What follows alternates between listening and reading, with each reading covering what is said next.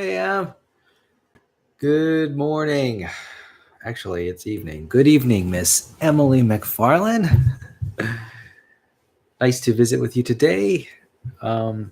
This evening, really, it is Sunday night, the last day of your winter break in January.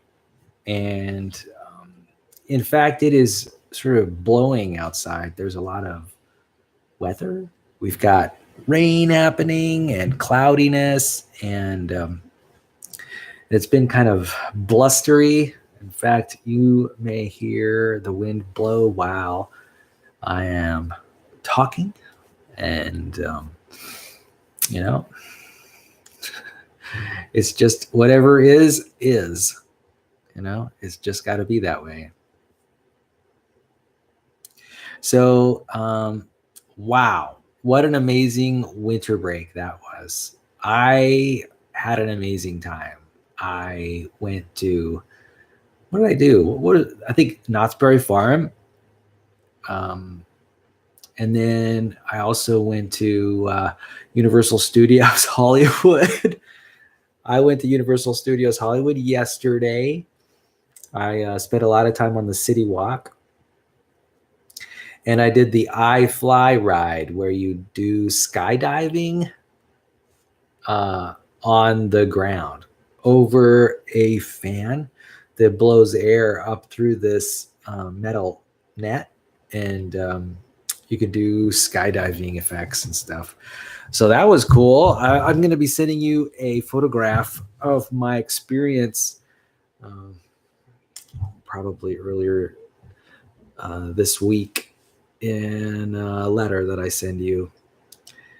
And so that's cool. That was pretty amazing, by the way. It wasn't the first time that I've been skydiving. I went skydiving when I was just out of high school in Albuquerque, New Mexico. And, it was a good experience. And I appreciated this. And, I like the experience that I had this last time. One thing I was affected by emotionally was just how good the kids were. There were like 10-year-olds, 8, 9, 10, 11, 12-year-old kids who were doing this skydiving with the instructor. And they seemed to be really talented. They seemed to know what was going on. Many of them, I would say, were much better than me. I think they just had the ability to relax probably more than I did. I've still got that cough going on. Remember, I'm getting over that cold. In fact, it's been a full week since I've had that cold, and I'm feeling a lot better. Yesterday, not only did I walk around Universal Studios City Walk, but I also walked around Hollywood Boulevard. And I used the Los Angeles Metro subway to do that. That's right. I used the Los Angeles Metro subway. That's how I got from point A to point B. And I loved it. I really loved going on the subway in Los Angeles. In fact, I just found out a couple days ago that Los Angeles even had a subway. I didn't even know it did. I'm pretty clueless, I suppose, in that regard. But now I know. And now that I've been clued in to this information about the subway in Los Angeles, I am excited to start using the subway as mainly my primary mode of transportation in the city.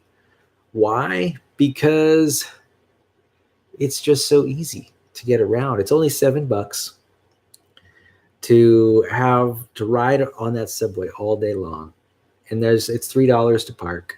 So basically it's $10 and you get your pick of where to go in the city all day long. Totally worth it. Totally worth not driving in Los Angeles. Driving in Los Angeles can be a challenge, a real challenge, because of traffic. You never know when traffic's going to start. And also finding a parking space is hard. It's a lot easier if you can just walk around. The subway exits, often they're built out and built up by the city. There's like malls nearby, and there are reasons there are reasons why the subway ports are where they are. So yeah, I think that's definitely the way I'm going to start traveling in Los Angeles. And I think, I can make this like a weekly trek where I go down to LA.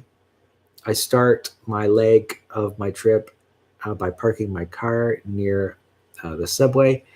And then I'll just take the subway all around LA. I'll go to Chinatown. I'll go to concerts at the Hollywood Bowl. Everything's going to be subway transportable. That's how I'm going to live my Los Angeles life.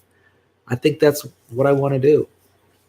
And that also means that there's a lot of opportunity for discovery, a lot of opportunity for urban photography, a lot of opportunity for urban hiking.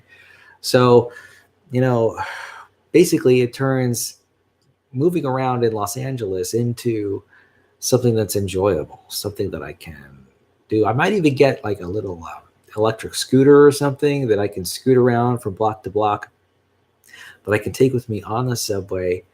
I mean, come on, that sounds like a perfect way to get around town. And I could do that all day and cost almost no money and just have easy access to the entire city. I mean, it gives a person there's so much power in the subway transportation system. And then if I link those up to the local metro buses, there's nothing I can't do. I'll be powerful in terms of my transporting myself around Los Angeles. And I'll actually be able to make my experience of living in the city or exploring the city of Los Angeles into something really positive, really enjoyable, I think, just because of that subway. I know what you're thinking. You're thinking, well, why not use a car? Well, it's risky and expensive to drive a car in Los Angeles. There are a lot of cars. And let me tell you, the risk of getting in a crash is high. It is. On those freeways, people are going fast. And quite often they're impatient. They've got places to be. Hey, I understand. I completely understand. They have places to go, and who knows what kind of traffic they've seen between point A and point B. So they may be really challenged themselves. It might be a big deal for them to get someplace on time, and they may not be paying as close to its attention to the road as they ought to. And wow, wouldn't it be wonderful if I could bypass all of that and use the subway instead? So that's what I'm going to do. I think that's my new resolution. And I'm going to visit all those places near subway ports, and it's going to be fun. It's going to be good. There's going to be a lot of walking involved. It's going to be a lot of exercise. It's going to be great for my health, great for safety, and it'll be economical. So, man, I'm really excited about it. Now, you might have heard me say that I went to Universal Studios Hollywood, the amusement park, yesterday. And I did go there, but I didn't make it inside because I have an annual pass. And that was a blacked out date when I couldn't go. So that was kind of a surprise. Turns out I didn't register with the right card or something like that. Anyway, I got it sorted out. I just ended up doing other things besides going to the amusement park. I will go again, probably, I'm guessing, in about 2 weeks or so. Because I'm actually thinking about, I was thinking about going to Six Flags next week. Maybe I'll go next Sunday. Yeah, a week from now would be good. So, what's been going on with me lately? Well, actually, right now I'm doing some cooking. I've mentioned before that I'm really excited and interested in doing cooking. I am now making some Bisquick cherry cobbler. I don't know if you know what a cherry cobbler is. You may have never had it. I wouldn't be surprised. But essentially, cherry cobbler is like a bready. It's like a pie filling. It's like a bread pie. It's a sweet bread pie that with no pie crust. It's more of a bready crust than a pie crust. And it's often quite crumbly and delish. So looking forward to having that dessert in about 50 minutes or so. I did just put it in the oven, and I am patiently waiting for it to brown up. In fact, I'm using brown sugar as opposed to white granulated sugar, and so I'm kind of interested in how that's going to affect the taste. I also used a pie filling that is a little more modern flavor than sort of the old-fashioned cherry pie filling. So I'm kind of interested to know about how that works out. So that is cool. Oh, and then I just thought of something else. I also have marshmallows. You know, I could put a layer of marshmallows on top of my cherry. Yeah, I just got some marshmallows from the store. It turns out, believe it or not, marshmallows are very calorically economical food to eat because they're so light. They don't have a lot of calories. So that's a gimme right there. I could put that on hot chocolate. I could put that on my desserts. So that's cool stuff. Let's see what else is going on with me these days. So cooking. I described my travels. I went to iFly in Hollywood, which is where I did the skydiving. And let's see what else is going on with me. Well, I was going to go work out today. I decided not to do that. I was just going to go work out tomorrow. I'm going to go for a run tomorrow. I'll probably run about 45 minutes.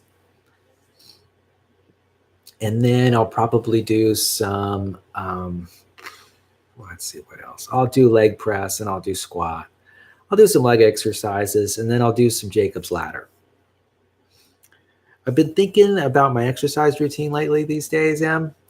I think I want to add a cross-country ski element. I'm thinking about what's called the ski erg.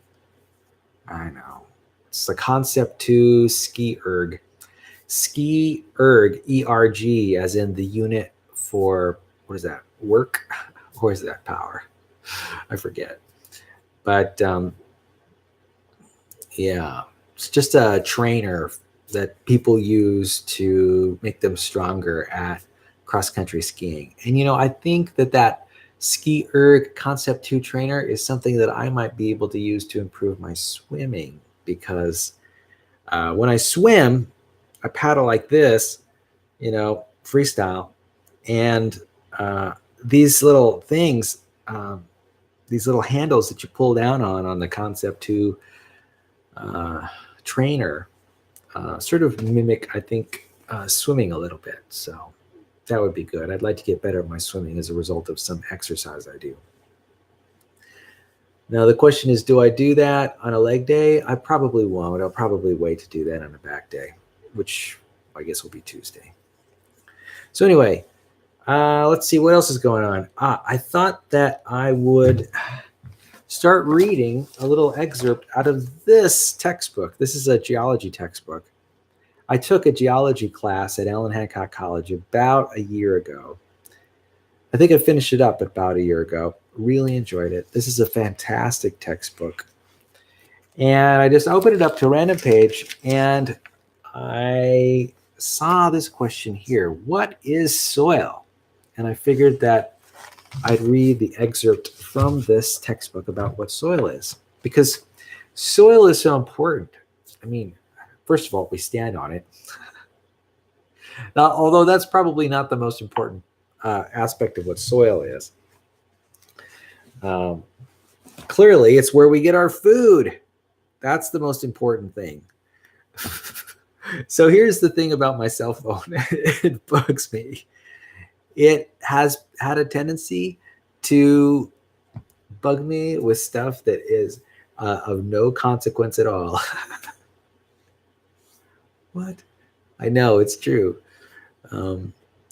So anyway, I put that cell phone on airplane mode. Yes! I probably should have done that earlier. All right, so let's get back to soil. So what is soil from a geologist standpoint? Let's find out. With few exceptions, Earth's land surface is covered by regolith, a layer of rock and mineral fragments produced by weathering. Some would call this material soil, but soil is more than an accumulation of weathered debris. Soil is a combination of mineral and organic matter, water and air. The portion of the regolith that supports the growth of plants. Although the proportions of the major components in soil vary, the same four components are always present to some extent. About one half of the total volume of good quality surface soil is a mixture of disintegrated and decomposed rock, mineral matter, and humus, the decayed remains of animal and plant life, organic matter. The remaining half consists of pore spaces among the solid particles where air and water circulate. Although the mineral portion of the soil is usually much greater than the organic portion, humus is an essential component. In addition to being an important source of plant nutrients, humus enhances the soil's ability to retain water because plants require air and water to live and grow. The portion of the soil consisting of pore spaces that allow for the circulation of these fluids is as vital as the solid soil constituents. Soil water is far from pure water.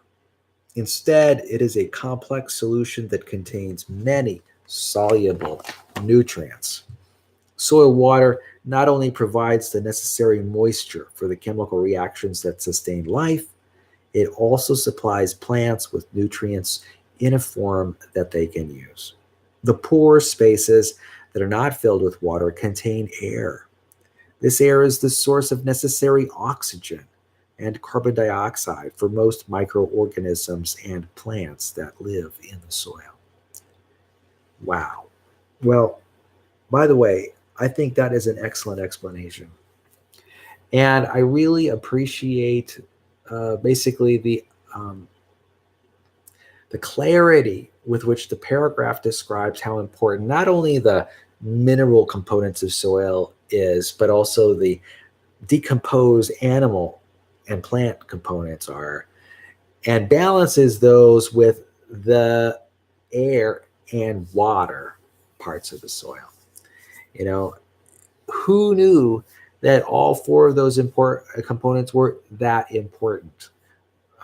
Basically, they are critically important to growing plants. And, I think that people have a tendency to think of soil as maybe just, dirt or rocks or, sand particles, things like that. And maybe if they're somewhat sophisticated, they might really understand the need for decomposed animal and plant matter. But I think that very few people stop to consider about how much air and water is important to our soils. That infiltration of air and water. I remember when I was a boy, I used to have a worm farm.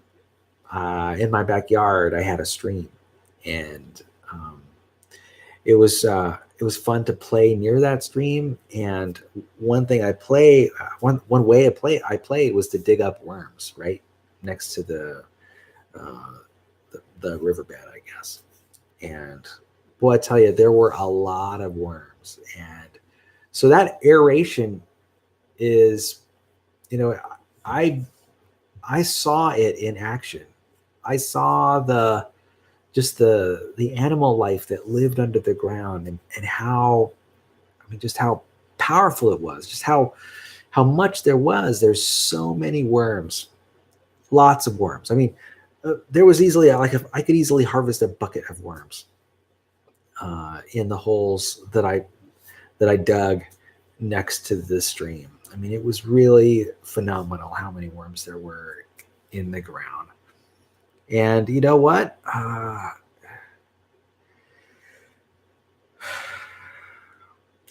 really appreciate that animal life. I also grew up around a lot of insects. There were a ton of insects where I was growing up.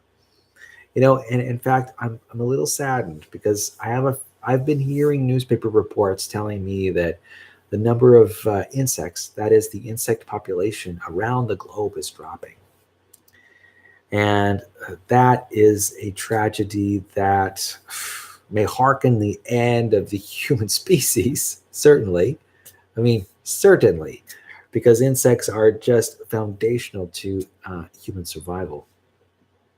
I mean, I can make that statement, I think, without any qualification, even as a person who is unqualified to make such a statement, just because, I am not a biologist, but I mean, anyone can see how important insects are in our food web. I mean, they are essential. They are the main foodstuff of essentially every animal. Most animals that are important to humans. And yeah, if you mess with the food chain, if you mess with the food webs, you're gonna really suffer some consequences higher up the food chain. We're an apex animal, and so we're affected by everything that happens at the base of the food chain. That's for sure. And so, yeah, what a tragedy that we may be losing as many insects as I think we might be losing. Anyway, that'll have an impact on soil. And, soils may be less productive as a result of the loss of insects. Certainly, there might be less arable soil to grow food on. So anyway, thank you very much. This has been a really informative session with my geology textbook. I really enjoyed it. First of all, let me just reiterate, or even say for the first time, how important an understanding of geology is. Emily, I encourage you to take a class in geology, to learn as much as you can about geology, because it is really interesting. Everything from plate tectonics to volcanoes to earthquakes, weathering, erosion, streams and lakes, and there's a lot of things to think about and discuss. Mass changes in mass, like mudslides, rock slides. I mean, there's just so much to learn about geology. It's a really interesting subject. And what's great is that the earth is everywhere, right? The soil is everywhere. Everything, even around us, even the building materials we have, the cinder blocks are made from cement, and we've got wallboard that's made of gypsum, and there's like lots of stoneware that people use to cook foods, and we've got metals that basically everything is made out of, our computers and heaters and ovens and refrigerators, and copper tubing. And there's the thing about geology is that human beings use these resources of the earth in so many ways, and it is worthwhile to spend some time taking a class in geology or making it your life's work. I mean, that would be an amazing thing. I know every class I take, I just get more curious about the world. I have more feelings of wonder and more feelings of awe about what's going on around me and about me. And in fact, believe it or not, it's really this curiosity and interest and wonder in the world that pretty much keeps me hanging on. That's pretty much why I like science so much, because it's such a positive, active endeavor. Essentially, it's the love of learning. And the love of learning, in a subtle way, is really an appreciation for the world around me. And, if you think about it, an appreciation itself, gratitude itself, is the antidote to sadness, the antidote to despair. Appreciation is the antidote to anger. If you're feeling bad, if you've got a sad story or a sad narrative around any kind of life event, get curious about it. Sort of establish your love of learning about, what's happening, what's going on. And that really in itself is that appreciation and gratitude. I mean, there's something about a really negative external event and your intention to learn about it and understand it thoroughly. Essentially you are appreciating it. For, let's say you've got cancer. Now, cancer, there's a lot of sad narrative around cancer, naturally, because cancer almost inevitably involves loss. Loss of something. But what one person can do is change that cancer diagnosis into a subject of study. And I'm thinking about, and this subject of study could be on a psychological level. The subject of study could be on a biological level. And if you take it the right way, if you can start appreciating it, that love of learning, transforming your conscious awareness to the cancer and how you'll change your life. It's really just a kind of appreciation. You recognize more, you learn about the miracle of your immune system and the miracle of your body and the miracle of cells and just how wondrous DNA is. And, that in itself, I think, is worthwhile. First of all, it's enriching. You see how learning more about a subject, even if it's, something like cancer, that can be enriching. It could also bring meaning to a story, right? It could bring meaning to your life. And what I mean by that is it can sort of build narratives in certain directions. You could talk about how you're coping. You could talk about psychological techniques as you learn more psychological techniques. You could take cancer on a lot of different levels, financial levels, biological levels, social and psychological levels. And, basically you can turn it into sort of study and an opportunity to learn, and also an opportunity to develop virtues, right? You can develop virtues related to patience, perhaps, or virtues related to communication as you take steps to improve your communication with your doctors, say. So as you can see what I'm getting at, it's really subtle. And the point is that a love of learning, that curiosity is a form of appreciation.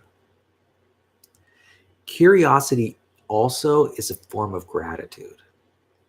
Curiosity is a form of love. There we go. I think that's probably the equation I want to use. Curiosity is a form of love. So, and this can happen too with like your relationships. Let's say a relationship is falling apart. Let's say a friendship is a little more distant than you'd like.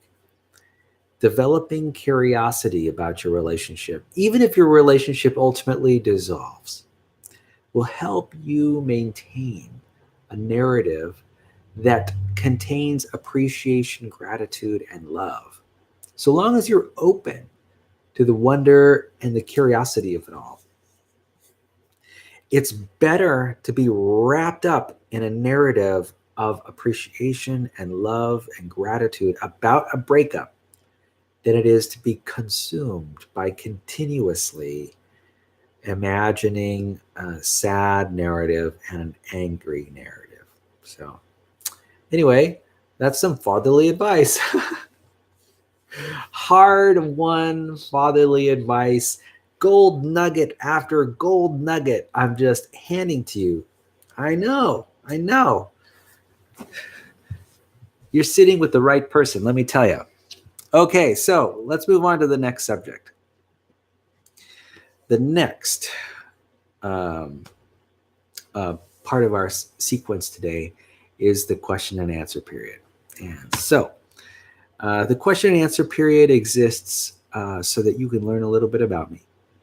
So, you'll be able to sort of get a little more insight into who I am, what my personality's like, what my experience has been over the years. It's essentially an opportunity for me to share what is important about me with you. I love to share. I invite you to listen and spend some time with me as I answer some questions that I think you might be interested in hearing the answers to. So, question number 150. Actually, I think it's question number 149. Would you describe yourself as more laid back or more intense, and why? So, I have two aspects of my personality. This dichotomy is true. There's a laid back aspect to my personality, and then there's an intense aspect. I tend to be highly passionate. It's just who I am. I tend to be really passionate about things, certain things, and I'm also very willing to let other things go. I'm able to hold these ideas lightly.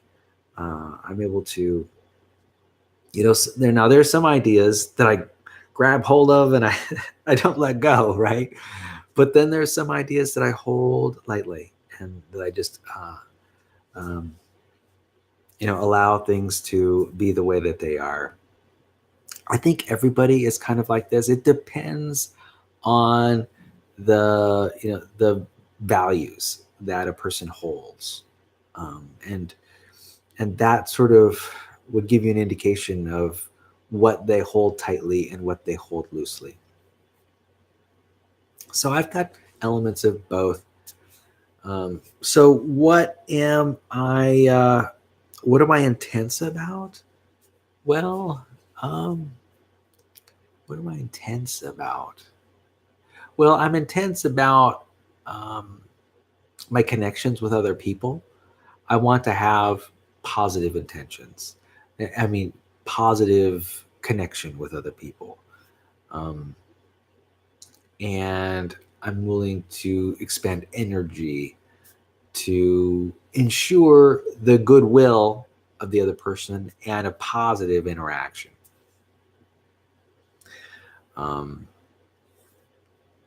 Now, that is actually not always a good combination. I know, isn't it true? Another thing I'm intense about is getting work done. When there's a task to be completed, I will write up a to-do list and try to ensure that I get the work done in a timely manner.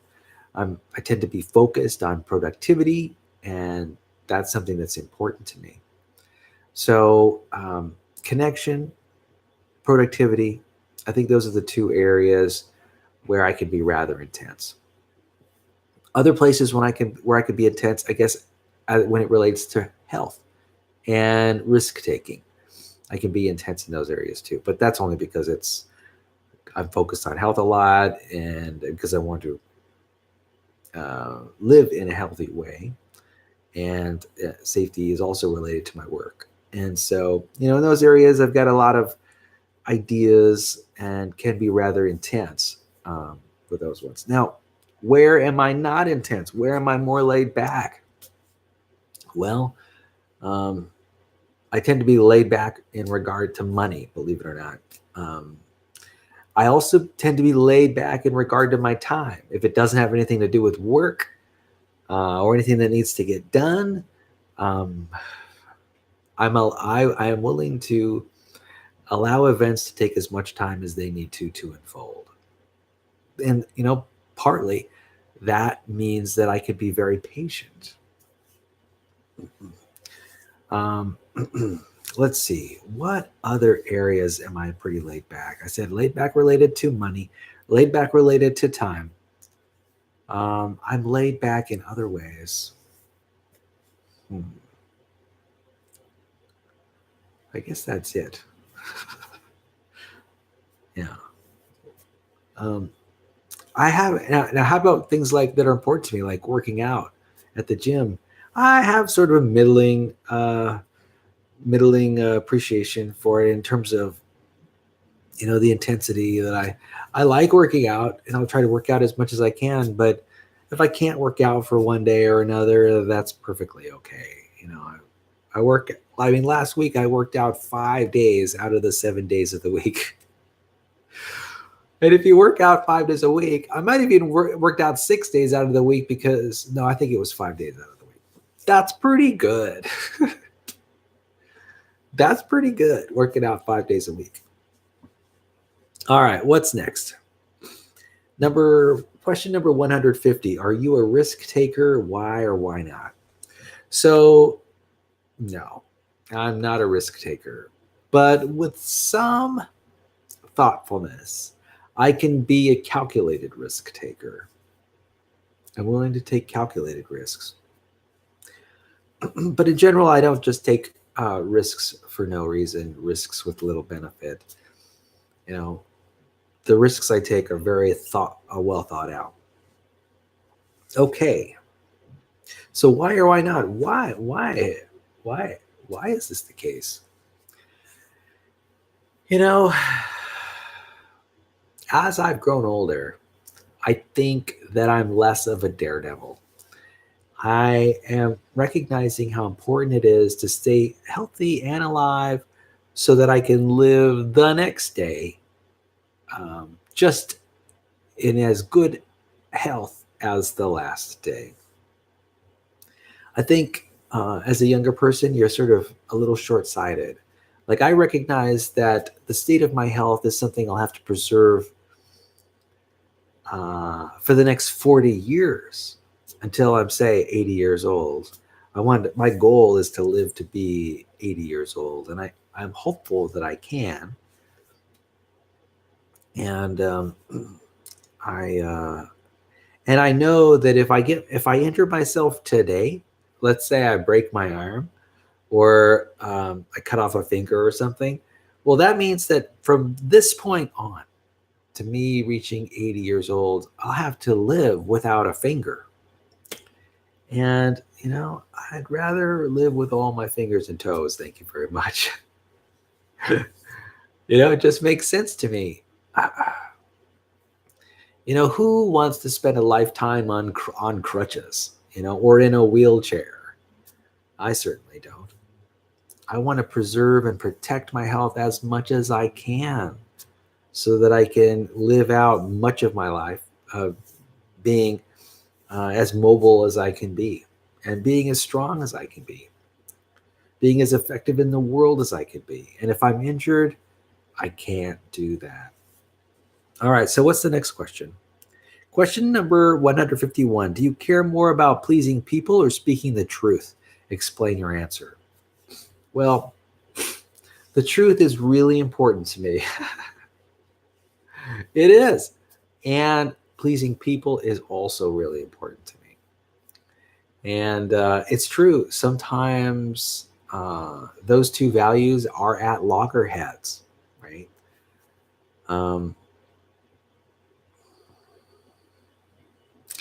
Here's one thing that I'm aware of. I am aware of the subjective nature of reality.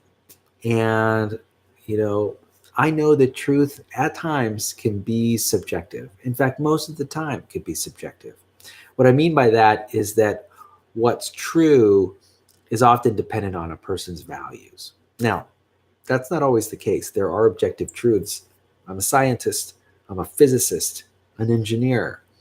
And because of that, I do have a certain philosophical position related to the existence of an external world.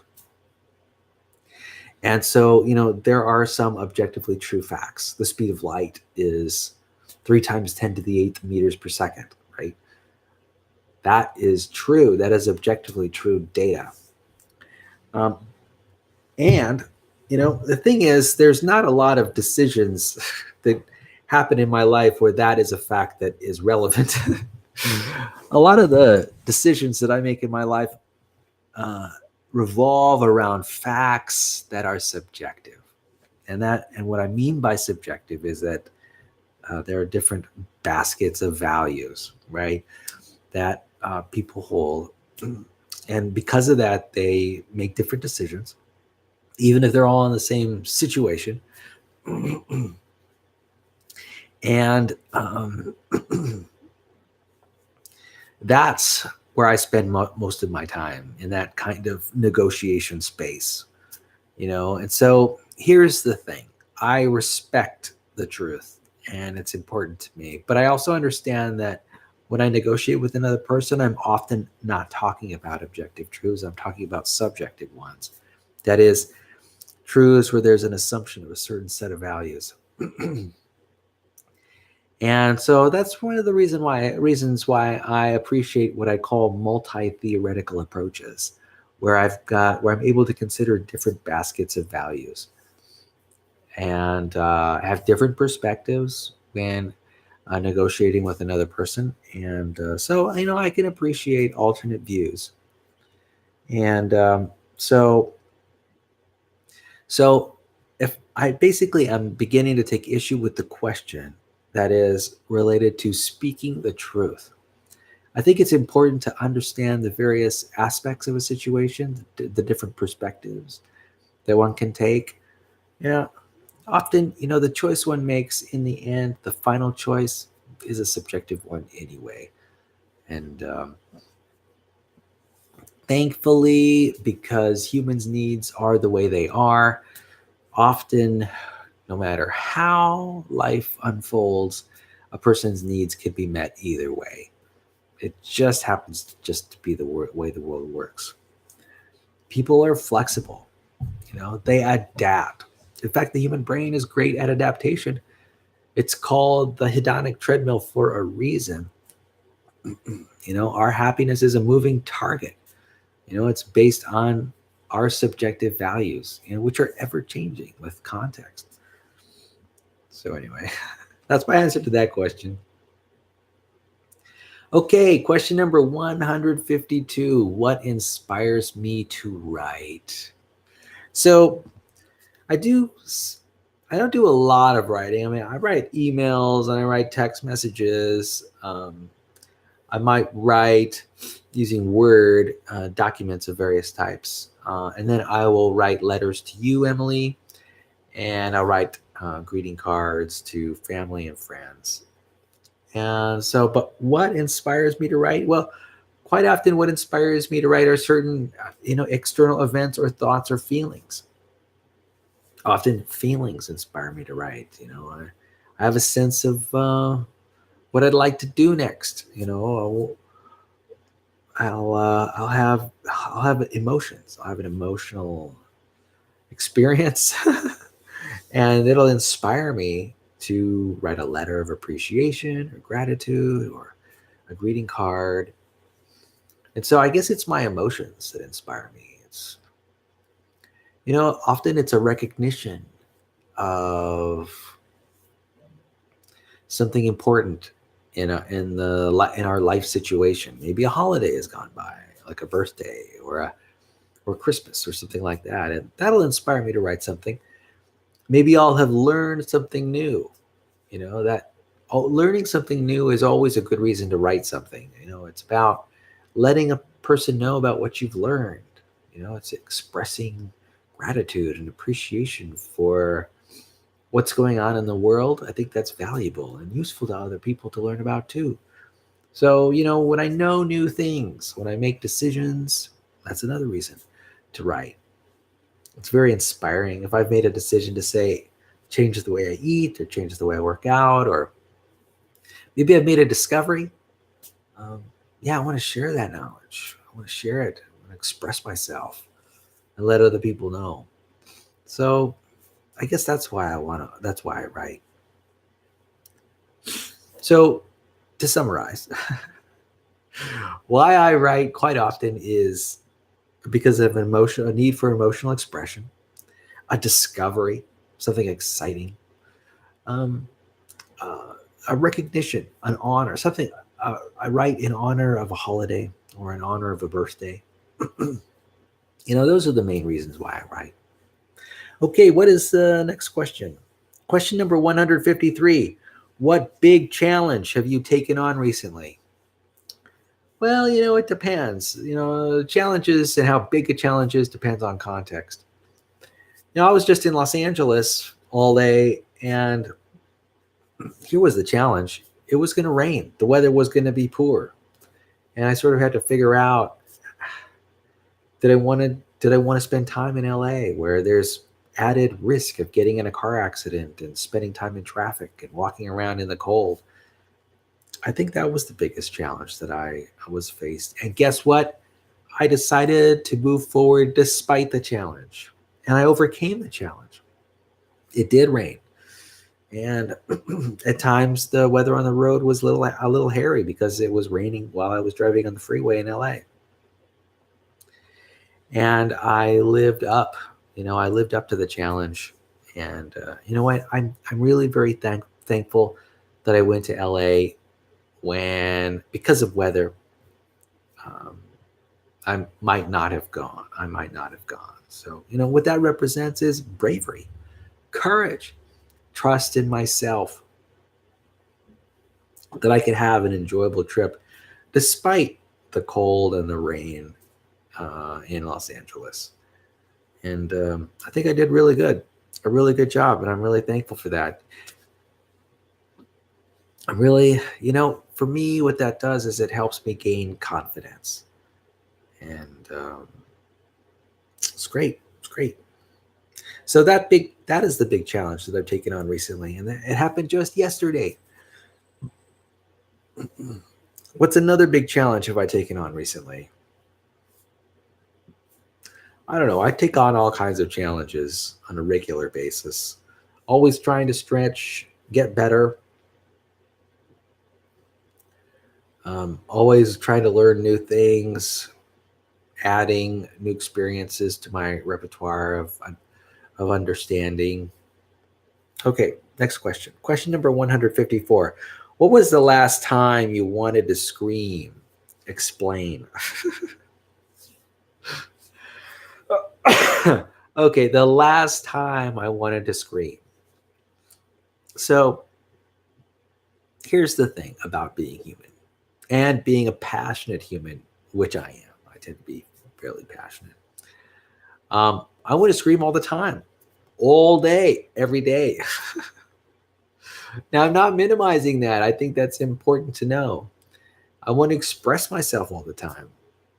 Um, Now, I don't scream all the time. I'm not known as a screamer amongst my friends. And here's why. You know, there is a distinction between what I think ought to happen in my mind and what I actually do. All right. There's something about a commitment to expressing my values, right?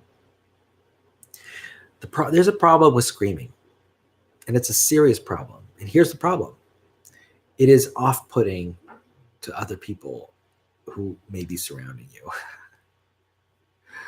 um, I think that's probably the most tactful way for me to say that. It is disturbing when other people hear screams. There is a sense of alarm that happens for no matter what the reason for the scream. Uh, and so I never scream. Um, I don't think I've screamed on roller coasters. I love roller coasters, by the way, and I scream all the time on roller coasters because they're so thrilling. Um, it doesn't bother people when people scream on roller coasters. There's not a cause for alarm. See, a lot of it depends on context. If I'm going to do screaming, I'm going to do screaming on a roller coaster. A lot of it, I think a lot of me not screaming in front of people has to do with my respect for them. It has to do with, really, it's an expression of care, an expression of kindness, an expression of generosity. Mostly probably just caring and kindness. It's also an expression of compassion for others, and so my decision not to scream has a lot to do with that. Quite often, here's the thing: screaming may be sort of a way to vent or express yourself, but it also often has consequences that are negative. Screaming often doesn't help your case. In fact, quite often it'll work against you as a negotiation tactic. So I don't use it, and I don't use it on purpose. Um, if perhaps I was on a desert island somewhere, maybe I would scream more often than I do. No doubt I would, but I'm not on a desert island. I'm surrounded by people, and I want to live according to a certain set of standards in my communication. Right? I'm committed to high levels, high standards of communication among my family, friends, and strangers. And that is the primary reason I don't scream all day, every day. I know this might even be a funny way to answer this question, but I don't think it is. It has to do with how I choose. It has to do with choices I make about how to communicate. And there are intentions behind those choices. It's about maintaining goodwill, maintaining a state of peace and relaxation. It's about signaling to the other person that you're reasonable and wanting to negotiate fairly, and that you're level-headed and even-handed. And screaming does not signal that. It's a very easy way. Deciding not to scream is a very easy way to maintain high standards in your communication with others. And that's the reason why I don't scream. Though it says the specific question was, when was the last time you wanted to scream? Well, I'm sure that was just a few minutes ago. Yeah. Wanting to do something is different from actually doing it. Okay. Next question. Question number 155. Do you ever double or triple check things? If so, what? So, fact is, I don't double and triple check stuff very often, but sometimes I do. And the things I double and triple check have to do with things that I routinely do quite often. Here's an example. So sometimes when I'm caught up in routines, I forget whether I've accomplished a certain subtask or not. For example, when I'm leaving my car, one thing I'll do is one thing that I turn my headlight lamps on my vehicle when I'm driving all the time. And when I exit my vehicle, it's essentially automatic that my left hand turns off my headlamps. It's so automatic that I often don't think about it when I'm doing it. It's so automatic and so when I get out the door, I ask myself, did I turn off my headlamps? Because I always drive with headlamps on. And so I might exit my car and start walking away, get 10 feet away from my car and ask myself, did I turn off my headlamps? And I'll go double check the headlamps. Because I've left the headlamps on and I've had it drain my battery. I've had it happen once or twice. So, another thing that I sometimes check, double or triple check, it might be that my door. Well, I guess that my door is locked. My door is locked in my apartment. Okay, Google, turn off alarm. So that is the cherry cobbler. It's ready to be taken off the oven. I'm going to give it another 5 minutes, and then we'll wrap this up so I can go get the cherry cobbler out of the oven. Boy, by the way, it smells wonderful in my apartment right now. Oh, yeah. When you make cherry cobbler, everything is just peachy keen inside my apartment. It feels really homey, really cozy. I've got, it's blustery and rainy outside, and it's nice and toasty warm because the oven is on in my home. And so it's really nice. I'm feeling really comfortable, really peaceful, relaxed, warm right now. So that's good. So what was I getting at?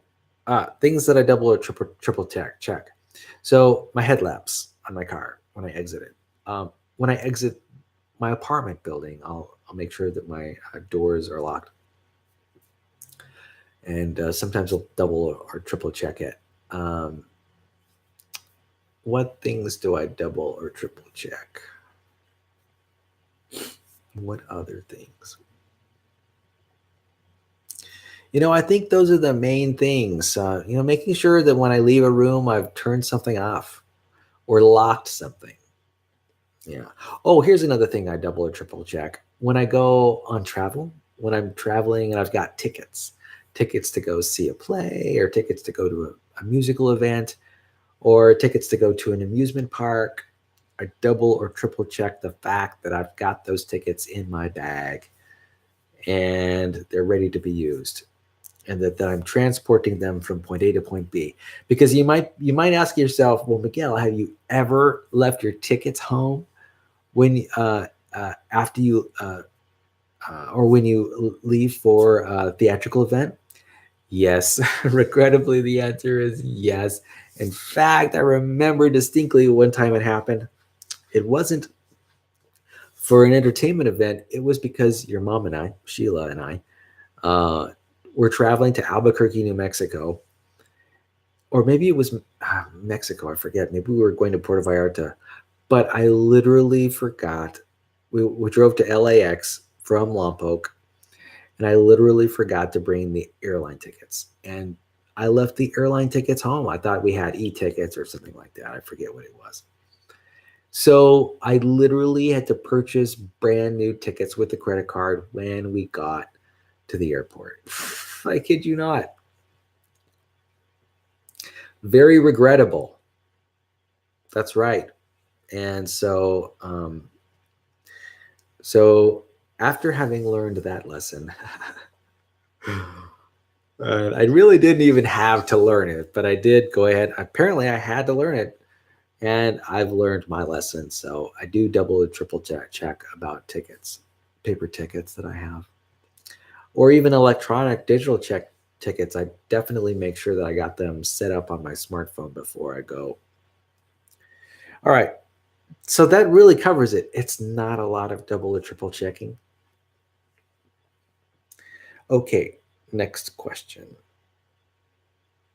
Question number 156. What bores you?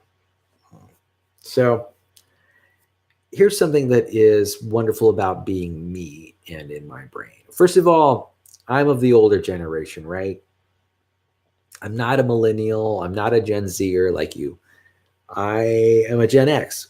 So I actually grew up, my childhood was not electronic at all. There were just no electronic gadgets. I barely ever touched a telephone when I was growing up. Pretty much all throughout middle school and high school, I might have touched a telephone here and there, but really, I didn't start using a telephone until college. And even then, I wasn't very good at using telephones. I just didn't have any electronic gadgets. I mean, the electronic gadgets I had were video games, right? But video games were actually a well-defined part of my life, a fixed, well-defined, enjoyable part of my life. But most of my life was not digital. So my point here is that very few things bore me because I have very low standards when it comes to boredom, in the sense that, or very high standards when it comes to boredom. I don't know. I don't get bored easily because most of my life I'd never had. My life was boring. There wasn't this constant influx of data that my senses were taking in, and I never became habituated. to having data inputs all the time, 24/7, 365. Um, I can handle long periods of time without any data input. Turns out my brain is an excellent source of ideas. I can daydream like the best of them. I can daydream for hours on end, 4, 5, 6, 7, 8 hours. I can't get bored. It's just not possible. Now, I do become a little bored sometimes on long trips, sometimes when I travel, when I drive in my car. I'll throw on the radio or throw on a book on tape or something like that. But, me getting bored is not something that happens very often. Well, anyway, like I said, I've got something in the oven. It's browning up right now, and I want to make sure that I wrap this up in time before my cherry cobbler gets burned on top. Before I leave, Emily, I want to say that I love you. I cherish you. I am devoted to our relationship. I am always looking for opportunities to welcome you into my life, to invite you to participate with me, and so that we can share. We can share each other, share with each other our life experience. That's important to me. I think it's significant. I try to live my life in the most genuine, heart centered, conscious way that I possibly can. And I want you to be a part of that journey too. I love you. I love you just the way you are. There's no reason to change. Just for me, I want you to know that my love for you is unconditional, and that unconditional love is positive. And not only is it positive, unconditional regard, but it's also pride in what you've become and how you've sort of unfolded in your life's journey so far. What I've gotten to know about it so far, I am impressed. You're really putting together an excellent life, and I recognize that. And I just want to let you know that I do recognize it, and it's important to me, and I'm really glad for you. So I'm gonna go off the air, and I'll talk to you later. Okay, girl? And have a great next semester. All right? I love you. Peace.